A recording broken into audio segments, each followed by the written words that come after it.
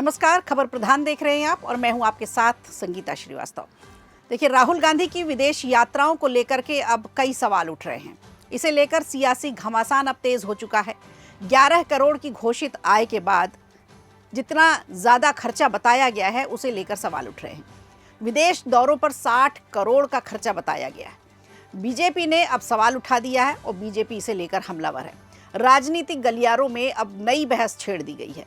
आखिर इन यात्राओं के पीछे पैसा का जो खर्च बताया गया है उसे लेकर किस किस तरह के सवाल उठ रहे हैं, बीजेपी क्या क्या कह रही है और क्यों बीजेपी इसे इतना बड़ा मुद्दा बना रही है।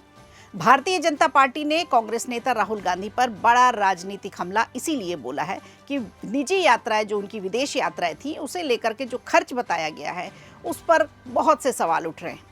बीजेपी सांसद संबित पात्रा ने एक प्रेस कॉन्फ्रेंस की है और राहुल गांधी की विदेश यात्राओं और उन पर कथित भारी खर्च को लेकर के कई गंभीर सवाल खड़े किए हैं। संबित पात्रा ने दावा किया है कि साल 2004 से 2026 के बीच राहुल गांधी ने कुल 54 निजी विदेश यात्राएं की हैं। उनके मुताबिक इन यात्राओं पर जो खर्च आया है वो करीबन 60 करोड़ के आसपास आ रहा है। अब उन्होंने ये कहा है कि इस आंकड़े में कोई भी सरकारी या संसदीय दौरा शामिल नहीं है। बीजेपी सांसद ने राहुल गांधी के चुनावी हलफनामों का हवाला दिया है।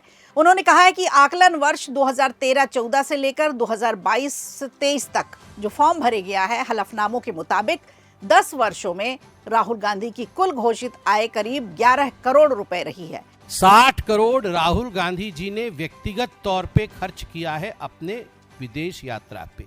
नंबर 1, इसमें हमने कोई कमिटी वाली कि भारत की सरकार ने उन्हें कहीं भेजा है या पार्लियामेंट की किसी कमेटी में चले गए हैं, उन यात्राओं को इंक्लूड नहीं किया है।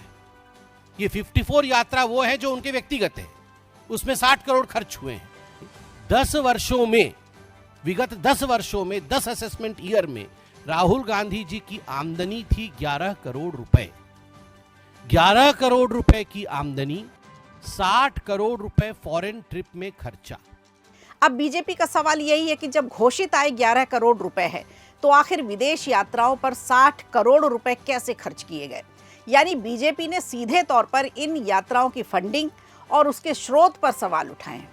संबित पात्रा ने कहा है कि राहुल गांधी पिछले 22 वर्षों से एक निर्वाचित जनप्रतिनिधि हैं। इस दौरान उन्होंने इटली का दौरा किया, ब्रिटेन गए, America, Germany, Vietnam, Singapore, Bahrain, Maldives, Qatar और संयुक्त अरब अमीरात जैसे देशों की भी यात्राएं की। बीजेपी का सीधा कहना यह है कि राहुल गांधी की ज्यादातर यात्राएं, विदेश यात्राएं ऑन रिकॉर्ड हैं और किसी से ये छिपी नहीं है। इन यात्राओं से जुड़े प्रेस कार्यक्रम हैं, सार्वजनिक तस्वीरें उन्होंने जो साझा की थी वो भी हैं, संसद से अनुपस्थिति के रिकॉर्ड हैं और पब्लिक होस्ट पेज जैसी जानकारियां खुले तौर पर सब कुछ उपलब्ध है। लेकिन बीजेपी का आरोप ये है कि इन यात्राओं के पीछे जो फंडिंग हुई है उसका पूरा रूट क्या है, उसकी जानकारी आज तक सार्वजनिक क्यों नहीं की गई। प्रेस कॉन्फ्रेंस के दौरान संबित पात्रा ने कहा कि उनका मुख्य सवाल यही है कि अगर ये यात्राएं पूरी तरह से सार्वजनिक थी तो फिर इनके खर्च और फंडिंग को लेकर के सवाल उठना जरूरी है और इस पर स्पष्ट जानकारी सामने आना भी जरूरी है, जो कि नहीं दी जा रही है। उन्होंने कहा कि राजनीति में पारदर्शिता बेहद जरूरी है और जनता को ये जानने का पूरा अधिकार है कि करोड़ों रुपए का खर्च आखिर कहां से किया जा रहा है। बीजेपी ने इस मुद्दे को लेकर कांग्रेस पर भी निशाना साधा। पात्रा ने कहा कि कांग्रेस अक्सर पारदर्शिता और जवाबदेही की बात तो करती है, लेकिन यही सवाल जब राहुल गांधी की विदेश यात्राओं पर आता है तो पूरी पार्टी चुप हो जाती है। उन्होंने ये भी कहा कि दाल में कुछ काला है जैसी स्थिति इसलिए बन रही है क्योंकि अब तक इन सवालों का साफ जवाब सामने नहीं आया, अब तक इस पर सवाल नहीं उठाए गए। हालांकि कांग्रेस की तरफ से अभी तक इन आरोपों का कोई बड़ा आधिकारिक जवाब नहीं दिया गया है। पार्टी की तरफ से कोई बयान अभी नहीं आया है, ना किसी नेता ने दिया है। लेकिन बीजेपी के इन आरोपों ने राजनीतिक माहौल जरूर गर्मा दिया है। अब इस मुद्दे को लेकर सियासत और तेज होने के आसार नजर आ रहे हैं। राजनीति में आरोप प्रत्यारोप कोई नई बात नहीं है और फिर राहुल गांधी की बात हो तो बीजेपी वैसे भी हमलावर हो जाती है। लेकिन जब मामला करोड़ों रुपए का हो, विदेश यात्राओं का हो, निजी विदेश यात्राओं का हो और फंडिंग से जुड़ा हुआ मामला हो तो सवाल और भी ज्यादा गंभीर हो जाते हैं।